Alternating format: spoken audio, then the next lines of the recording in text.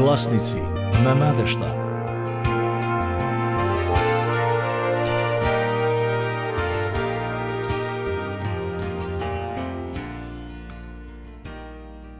Глава 40. Како да се биде слободен? Сите ние сме свесни на фактот дека ослободителното движење е насекаде. Луѓето сакаат да бидат слободни, тие сакаат да бидат независни. Јас не критикувам никого, но понекогаш се чудам како овие многу мали нации ќе опстанат.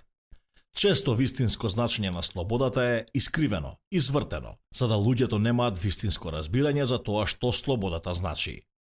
Дали го посакуваш она што не е добро за нас, е да станеш грешен и тоа со сигурност води кон робство, не кон слобода.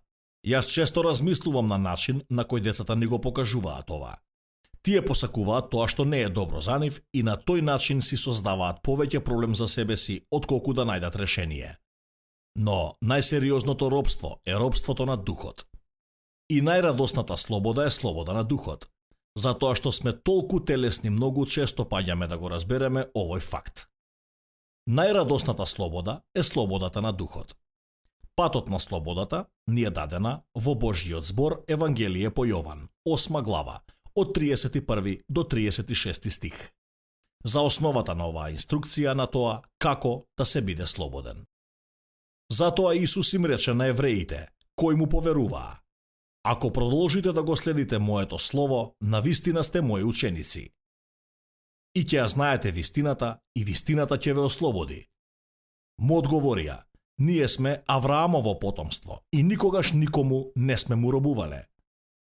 Како велиш ти, ќе бидете слободни? Исус им одговори: вистина, вистина ви велам дека секој што прави грев, роб му е на гревот. А робот не останува дома довека, синот останува довека. И така, ако синот ве ослободи, навистина ќе бидете слободни. Како може да бидеме слободни? Исус нуди неколку стручни совети за тоа како може да бидеме слободни во вистинска смисла. Првиот совет е: продолжи го мојот збор. Сакам да ти покажам на тебе дека Исус со тоа што ја даде оваа изјава продолжи во мојот збор. Предложува дека ова не е моментално искуство, но ова е едно престојувалиште или живеалиште. Ако ти продолжиш да живееш во мојот збор, тогаш ти можеш навистина да бидеш мој ученик. Има дефинитивна врска. Мој ученик.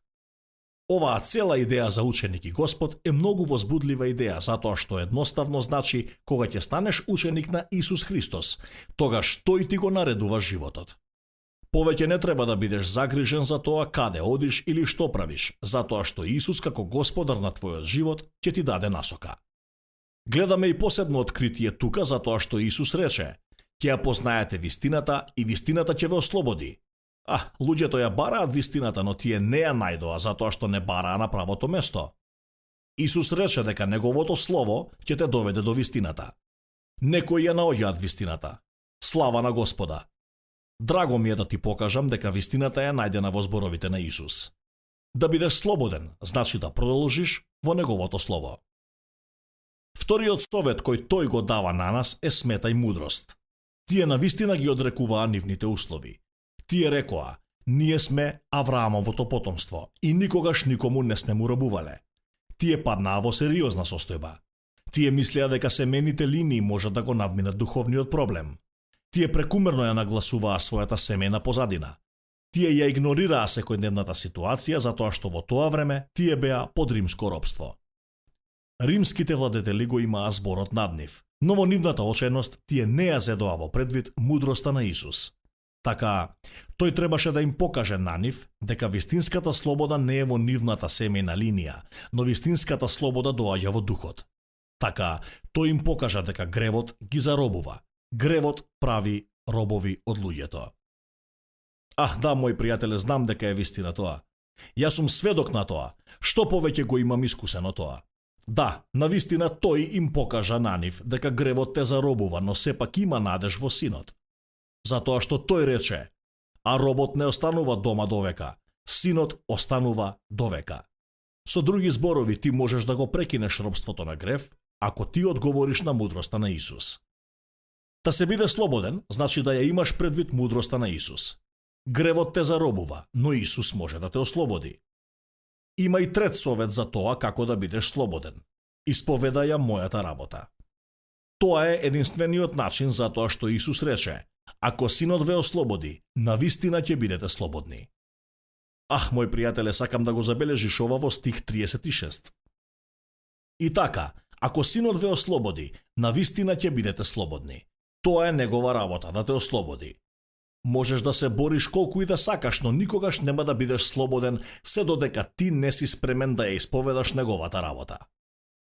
Тогаш ќе имаш вистинска победа. И без сомнение. Исус рече: навистина ќе бидете слободни. Навистина, без сомнение. Да. Слава на Господ! Кога ќе појдеме по неговиот пат, тогаш ние ќе доживееме таа слобода на духот. Најважниот дел каде слободата може да се доживее. Да се биде слободен, значи да ја исповедаш работата на Исус. Тој ти го ослободува духот. И тоа е најважното место за слободата да се случи, во твојот дух и ум. Како да се биде слободен? Го вклучува и советот на Исус. Продолжувајќи во Словото, да ја имаме во предвид мудроста, да ја исповедам неговата работа. Тој рече: ако продолжиш во моето Слово, тогаш навистина си мој ученик и ти ќе ја познаеш вистината и вистината ќе те ослободи. Ако Синот ве ослободи, навистина ќе бидете слободни. Мој пријателе, те поканувам да ја најдеш оваа слобода за која Исус зборува. Слобода на духот. Гласници на надежда.